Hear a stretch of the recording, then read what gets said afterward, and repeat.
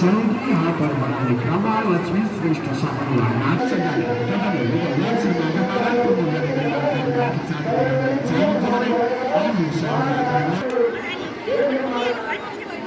आदरणीय श्रोताले भक्तहरू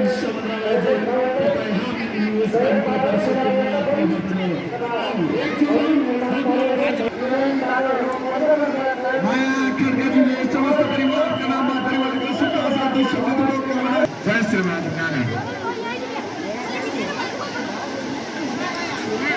परिवारबाट रु 155 रुपियाँ आर्थिक सहायता प्रदान गर्नुभएको छ। उहाँहरू सम्पूर्णको मनोकामना पुरोस्। जय हो।